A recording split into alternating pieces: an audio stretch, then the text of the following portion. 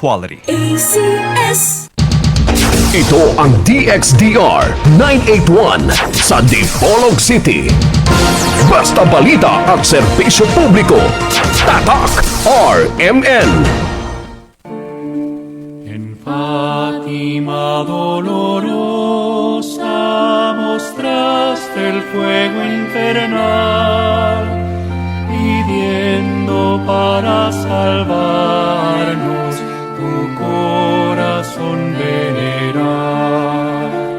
Ave María, Ave María, Ave María, Ave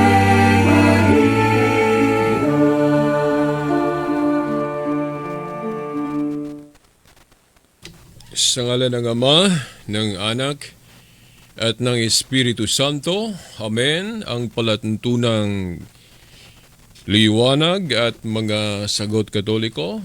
Sumahim papawid na naman dito sa RMN Dipolog. DXDR 981 AM sa inyo mga radyo. 94.1 FM. Ating paunang paggalang sa ating Ama ng ating istasyon, kasamang Radio Man Edgar Dagumo, of course, with the whole staff ng RMN Dipolog. Ating paggalang sa kanilang lahat, hindi na lang natin papangalanan. Okay? Sa inyong mga nakikinig ngayon at nanood sa live streaming ng RMN Dipolog, aking paggalang sa inyong lahat. At sa ating spiritual na Ama, ang ating obispo, the Most Reverend Severo Caermari, of course, sinamahan ng ating mga kaparian sa Diocese of Dipolog na tumulong sa ating obispo sa gawaing pastoral. Okay? Ang ating Bible Director sa Bible Apostolate, Reverend Father Emil Corong at Reverend Father Ruin Roy Salvo, sa buong mga kaparian ng Diocese of Dipolog, at isama na din natin yung mga nasa labas na ng ating diocese, buong mga kaparian, mga obispo. Okay, isama pa rin natin ang ating Pope, ang ating Universal Pastor at mga kardinal na nasa paligid niya, okay, mga obispo. At ang ating sa gobyerno din, ang ating presidente, ang ating mayor, governor, down to yung mga nanungkulan, okay? Sa inyong lahat, okay, sa lahat-lahat, paggalang sa palatuntunang ito sa inyong lahat. Happy Lord's Day! Okay, shout out na basa ko agad ang nagparamdam dito sa monitoring, sa live streaming. Anisha Rungkilio Balase, good morning. If I'm not wrong, kung hindi ako nagkakamali, ikaw din yung sa last program, ang unang nagpadamdam, na nanood sa ating programa. Okay, liwanag at mga sagot katoliko. Ito pa rin ang kapatid na Silbert, ang sulugoon, ang inyong servant, sa palatuntunan ito. Silbert Dondoyano Sr. alias Veritas. Okay. Ano pa ba, Hindi ko kasi hinahanda ang aking intro at ang aking mga sasabihin sa palatuntunan ito. Kaya pasensya kung may makalimutan ako sa intro. Okay. Mga kapatid at mga magulang. Okay. Bakit ba si Veritas priority niya ang mga gawaing pagtulong sa misyon ng simbahan. Bakit para sa kaniya, secondary lang ang kaniyang personal na buhay? Okay. Maaring sa salita ito, maaring sa salita lang at hindi talaga yon ang totoo. Okay. Pero kung konsensya ko ang pagbasihan, talagang dapat na uunahin ko ang gawaing pastoral. Hindi man ako ministro, hindi man ako ordained priest, pero dapat priority ko ang mga gawaing pansimbahan. Siguro magtanong kayo, okay? Bakit? Okay? Talaga namang uunahin natin ang Diyos.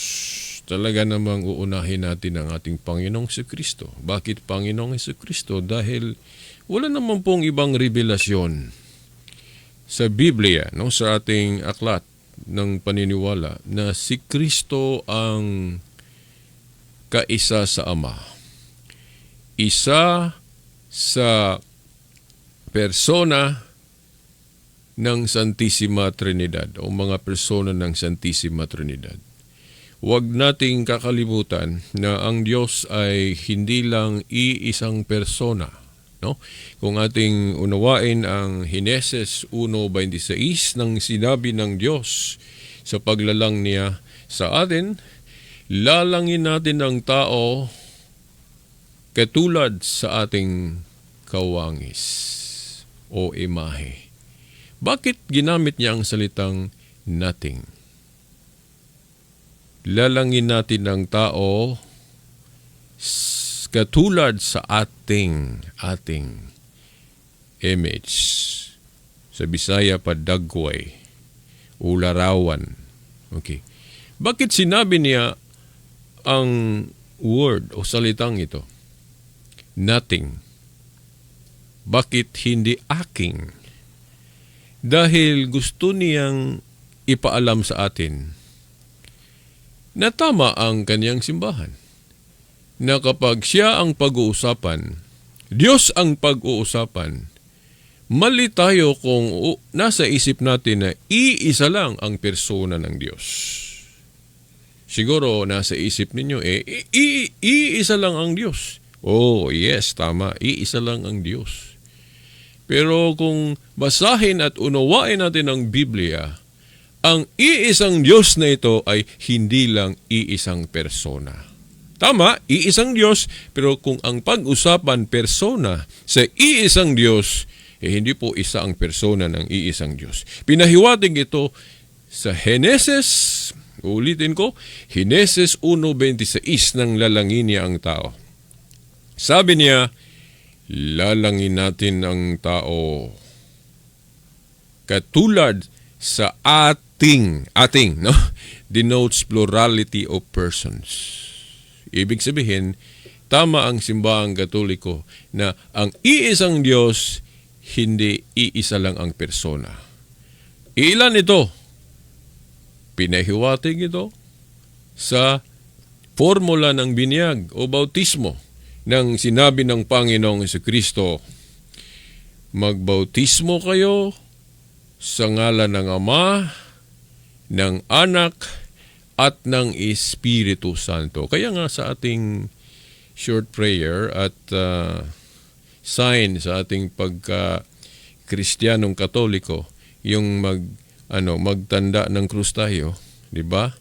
Sasabihin natin, sa ngalan ng Ama, ng Anak, at ng Espiritu Santo. So tatlo ang persona sa iisang Diyos. At saka kung isama natin yung sinabi ni Juan sa Juan Kapitulo 1, versikulo 1 at 2, versikulo 1, nang sinabi ni Juan na in the beginning was the Word, ang salita, kasama sa Ama. At ang sabi, ang salita na kasama sa Ama, Diyos din. At sa versikulo 14, ang sabi, ang salita na Diyos nagkatawang tao. Sino ba ang salitang ito na Diyos na nagkatawang tao? Ang ating Panginoong Jesucristo. So, hindi iisa lang ang persona sa iisang Diyos. Ang Ama at ang salita na ang tinukoy, ang second person of the Holy Trinity, si Kristo, na Diyos na nagkatawang tao o Diyos na naging tao. Pag sinabi nating Diyos na naging tao, huwag niyong isipin na pati ang Ama na Diyos nagkatawang tao din. Hindi. Hindi kasi sinabi ng Biblia na ang Amang Diyos nagkatawang tao at ang Espiritu Santo. Ang sinabi sa Biblia, ang Word o ang salita lang na si Kristo na Diyos ang nagkatawang tao. Di ba? Okay. At ito ang revelasyon. No? Kung hanapin natin kung saan ang salita ng Diyos, hindi po kahit saan na lang o kahit sino na lang ang ating pakikinggan. Kung saan ang pagmumula ng katotohanan. No? Biblia ang pag-uusapan sa Book of Hebrews. Hindi ko na lang sasabihin ang chapter at verse, baka nagkakamali ako. Hindi ko kasi sinulat. Okay? Pero nabasa ko ito. Sa Book of Hebrews, sinabi, noon, ibig sabihin, sa matandang tipan, nagsasalita ang Diyos sa pamamagitan ng mga propeta. Nagsasalita ang Diyos sa pamamagitan ng mga propeta. So kaya nga, yung mga propeta noon sa matandang tipan, dapat makikinggan ng tao. No? Propeta Isaías, Jeremias, ano pang mga propeta sa matandang tipan. Pero in the last days, sa ating panahon, ibig sabihin, sa Christianity, last days na tinukoy sa panahon ito ng ating Panginoong si Kristo. Okay? Sa New Covenant, sa Christianity, nakipag-usap ang Diyos sa pamamagitan ng kanyang anak, ang ating Panginoong si Kristo. Ibig sabihin, malalaman natin ang kalooban ng Diyos Ama sa pamamagitan ng Panginoong si Kristo. Kaya nga, dapat tayo maging Kristiyano. Dapat nating papaniwalaan ang tinuro ng Panginoong si Kristo. Nagtatag siya ng iglesia o simbahan. So, dapat lang na ang ating mga gagawin nagsusuporta sa simbahang ito. Diba? So, yan ang dahilan kung bakit si Veritas, sa konsensya niya, priority niya ang mga gawaing pansimbahan. At nasa defending the faith ako. Dahil itong demonyo kasi tuso ito. Itong demonyo tuso. Okay. Ibig sabihin, itong demonyo, kung hindi natin alam ang kanyang mga estratehiya, kung paano niya tayo ililigaw sa tunay at matuwid na landas. Kung hindi natin malaman ito, talagang mapunta tayo sa kanyang kaharian. Gusto ba natin ang kaharian ng demonyo? Of course, walang gusto nito. Diba? Pero may mga, tinawag nating mga barriers. Ano bang barriers sa Tagalog? Yung mga mawala ba sa ating isipan ang dapat na iisipin natin, no? Kung nasa pansanlibutan lang na kaligayahan ang hinahanap natin o nasa isip natin, yung mga buhay natin na naayon lang sa buhay makamundo, hindi po iyan ang sinukoy nating nasa landas ng katotohanan. Hindi po masama ang pupunta sa boulevard, pupunta sa mga yung maging happy naman tayo okay, pagkatapos ng mga trabaho natin. Pero kung makakalimutan natin ang number one na dapat nating hindi kakalimutan, itong buhay Kristiyano, itong buhay sa paniniwala natin sa Diyos, makalimutan natin ito, hindi ito ang maging priority natin, iba na ang ating Diyos. Iba na ang ating landas. Na wala na tayo sa tamang daan, tunay na daan. Bakit sinabi ko yan? Dahil wala po tayong ibang dapat pupuntahan. No? Ang dapat nating pupuntahan ay yung naggawa sa atin. Ang Creator, ang naglalang sa mundo, ang Diyos. At alam naman natin na ang nasa kabila, yung demonyo, gusto niyang hindi tayo mapasa Diyos. Ang daming mga estratehiya niya na maligaw tayo na hindi tayo mapunta sa Diyos. Di ba? No? Even sa ating mga sa ating internet, no, sa anuman. Okay, ang daming mga nakalimutan ko ang exact term na para bang mga distractions, no? Distractions sa ating paniniwala, no? Yung mga entertainment, no? Hindi ko sasabihing masama ang mga entertainments, no? Sa radio, television, hindi naman masama, especially kung hindi naman ito against sa ating paniniwala, oh? Pero kung nakapokus lang tayo sa mga ganyan, yung mga entertainment, no, hindi ko sasabihin na yung mga anong mga programa ito. Okay? Baka sasabihin yung naninira ako. Okay? Kayo na ang mag-isip kung ano-ano ang mga ito, itong mga entertainment programs, no? Hindi masama ang mga ito. Ay meron namang masama, okay? Meron ding hindi, no? Pero ang ibig kong sabihin, kung may oras tayo sa mga ganyan, dapat may oras tayo, especially yun sa mga ganito, yung paniniwala natin. Ang pamamaraan din ng demonyo, mahirap din itong labanan. Sasabihin ko sa inyo, ang pamamaraan ng demonyo, kung hindi natin ito alam kung ano ang kaniyang mga pamamaraan, kung paano tayo ililigaw sa matuwid na landas, sa matuwid na daan, talagang madala tayo sa daan na ito. Huwag nating kakalimutan tayo mga Kristiyano. Ang daan natin patungo sa Ama, patungo sa Diyos Ama ay ang ating Panginoong Kristo. Anong sabi niya sa aklat ni Juan 14:6? Si Kristo ang daan. Daan tungo sa Ama. Baka magtanong kayo, kung si Kristo ang daan, bakit magpunta pa tayo sa simbahan o makinig pa tayo sa simbahan? Okay.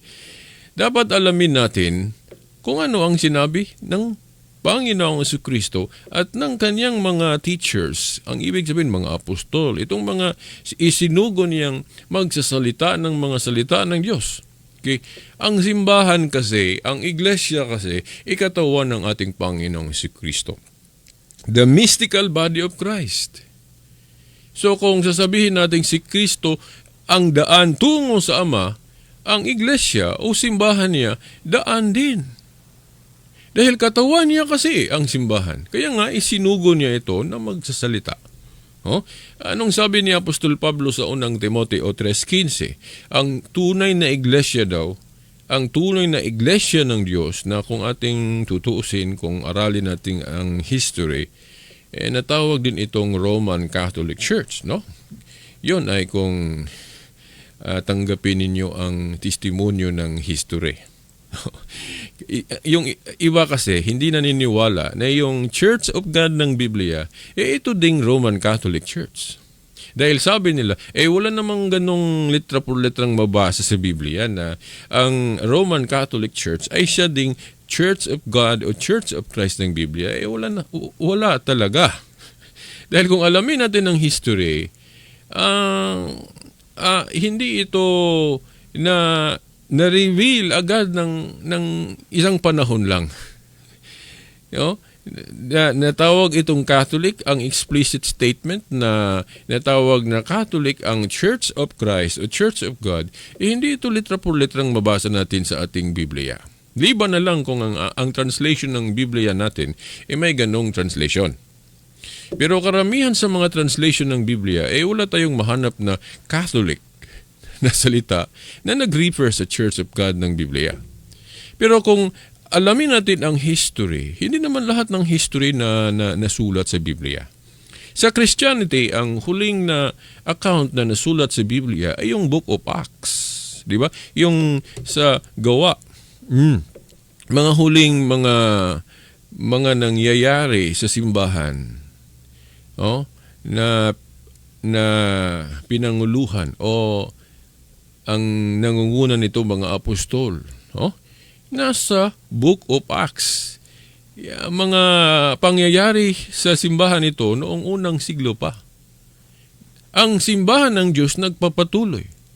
After 100 AD o the first century, halimbawa, mga ikalawang siglo na, ikatlo, ikaapat, hindi na ito nare-record sa Biblia.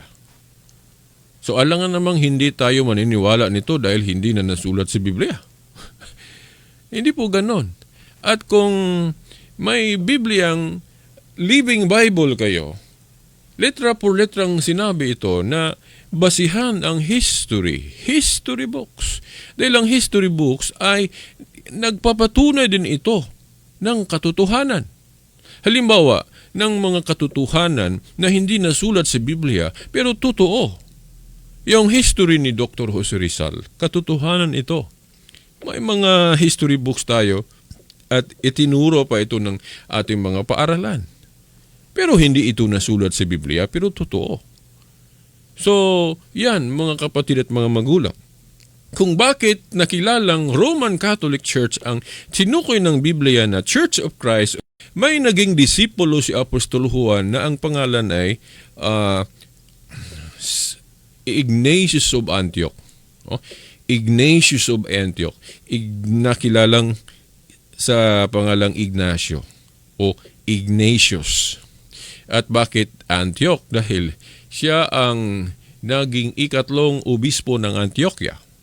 At alam naman natin na sa Biblia, may mabasa tayong Antioch o Antioquia. Ang unang naging leader o obispo sa Antioch, kung hindi ako nagkakamali at nakalimot, yung si Pedro mismo, Apostol Pedro. At nang hindi pa siya nakapunta sa Roma at nang hindi pa siya nakapunta ng Roma, naging leader siya ng Antioch. Obispo sa Antioch. At sa napag-alaman natin, nang nagpunta na siya ng Roma, ang humalili niyang leader o obispo doon ay si Iburios. At nang napalitan naman si Iburios, ang pumalit sa kanya ay itong si Ignacio. Ignatius of Antioch, disipulo ni Apostol Juan. Hindi na ito nasulat sa Biblia, pero totoo ito. Hindi naman lahat na totoo ang nasulat sa Biblia. Kahit na ang mga hindi Katoliko, may mga history silang hindi na nasulat sa Biblia. Alangan naman hindi tayo maniwala na totoo ito. Dahil hindi nasulat sa Biblia, halimbawa, itong listahan ng mga executive ministers ng Iglesia ni Cristo, ng INC. Ang unang naging executive na tinawag nilang Anghel at Sugo, si kapatid na Felix Manalo. Di ba? Totoo ito. May record ito sa history. Di ba? Even sa ating Philippine history. Na may isang Pilipino na nagtatag ng kanyang sariling relihiyon, paniniwala, na tinawag na Iglesia ni Cristo, Church of Christ. Ang unang naging leader o executive nito si kapatid na Felix Manalo. Si kapatid na Felix Manalo. At nang namatay si Felix Manalo, ang humalili sa kanya ang kanyang anak na si Iranio Manalo. At pagkamatay na din ni Iranio Manalo, ang humalili sa kanya bilang executive minister ng Iglesia ni Cristo, ang kanyang anak din na si kapatid na Eduardo Manalo. Totoong-totoo ito. Pero ang tanong, nasulat ba ang katotohanan ito sa Biblia? Hindi. So yan, ang patunay natin na Huwag kayong maniwala sa mga nagsasabing basta hindi mabasa ang isang account o paniniwala, hindi na ito totoo. Maling-mali ito. Sa katunayan nga, ang daming totoong hindi na nasulat sa Biblia. Ano ang sabi ni Juan? Ni Apostol Juan. Sa Juan 21:25, kahit na sa mga ginawa ng ating Panginoong Hesukristo, hindi daw lahat nasulat. Wala na akong oras. Ipagpatuloy natin ito sa susunod na linggo. Kung hindi ako makalimot na ito pala ang paksa natin. Okay. Hanggang sa susunod na linggo, itong kapatid ninyo na si kapatid na Silbert Dondoyano Sr. hanggang sa sa huling pagsasama natin sa palatuntunang ito. Sa ngalan ng Ama, ng Anak at ng Espiritu Santo.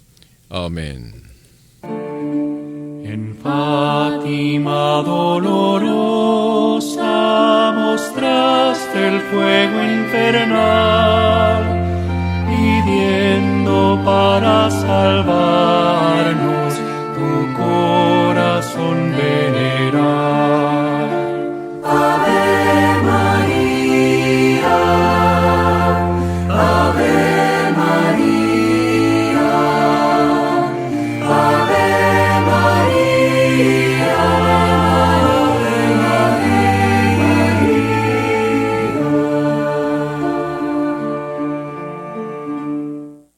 Tatak RMN